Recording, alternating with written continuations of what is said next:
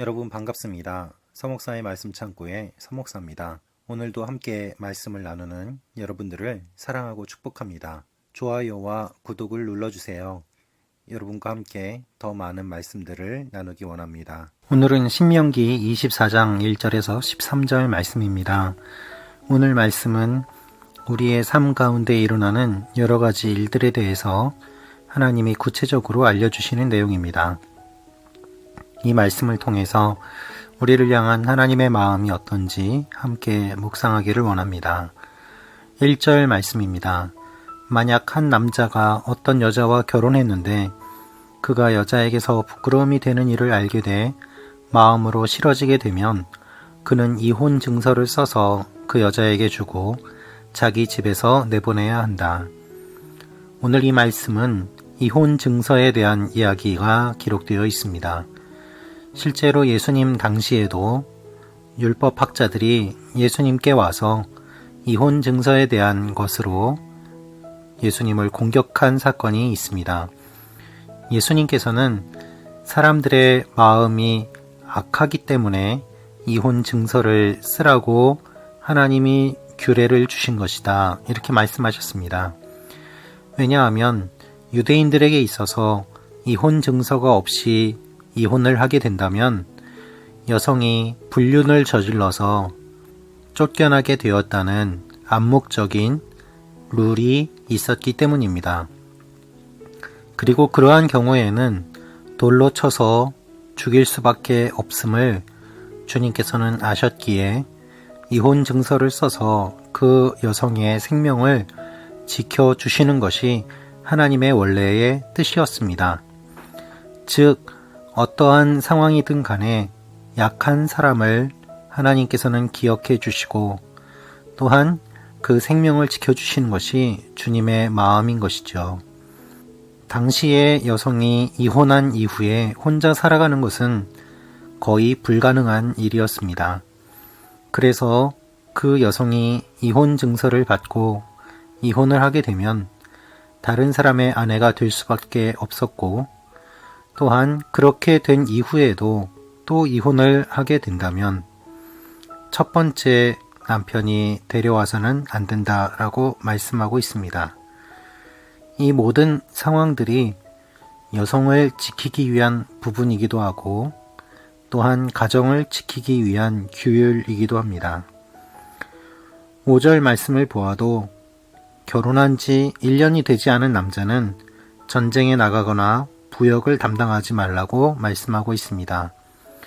1년 동안은 결혼한 아내를 위하여 시간을 보내는 것이 가정을 지키는 데 있어서 필요함을 주님은 말씀하고 계십니다. 전쟁보다 가정의 생활이 더욱더 중요함을 하나님은 말씀하셨습니다. 또한 6절은 이렇게 기록되어 있습니다. 맷돌의 윗짝이나 아랫짝을 빛보증으로 가져올 수 없는데 이는 그것이 생계를 위한 최소 수단이기 때문이다. 여러분, 돈이 없어서 자신이 가진 모든 것을 보증으로 맡기고 돈을 빌리게 됩니다. 그런데 돈을 벌 수 있는 그 수단까지, 도구까지 다 저당 잡히게 된다면 어떻게 그 빚을 갚을 수 있겠습니까? 돈을 벌어야지 빚을 갚을 수 있지 않겠습니까? 하나님께서는 생계를 위한 최소 수단을 보장해 주십니다. 사람이 사람에게 잔인하게 악하게 하지 않는 것, 그것이 주님이 원하시는 것입니다. 특별히 7절은 이렇게 말씀하고 있습니다. 자기 형제 이스라엘 사람을 납치해서 종으로 대하거나 팔면 그 납치한 사람은 죽여야 한다. 너는 이런 악한 사람들을 너희 가운데서 제거하여라.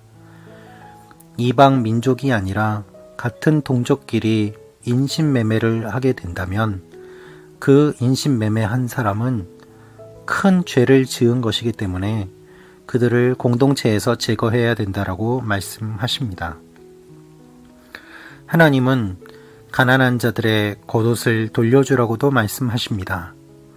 겉옷은 이불과 같았고 또한 잘 때 덮어야만 했기 때문에 겉옷을 돌려주지 않으면 잘 때에 얼어 죽을 수도 있었기 때문이고, 또한 가장 비참한 상황으로 밤을 맞이할 수밖에 없었기 때문입니다. 하나님은 우리의 작은 부분들까지도 보고 계시고 배려해 주십니다. 그 마음은 가난한 사람들이 최소한으로 보장받고 살아갈 수 있도록 하는 것입니다. 아무리 약하고 어려운 사람이라고 하더라도 함께 살아가는 공동체의 일원임을 기억하라고 주님은 말씀하십니다. 이것이 오늘 우리에게 주시는 도전의 메시지입니다. 우리가 한 공동체임을 잊고 지낸다면 나라와 민족은 무너질 수밖에 없습니다. 우리가 살아가고 있는 이 사회는 함께 살아가고 있는 공동체 의식이 점점 무너져가고 얕아지고 있습니다.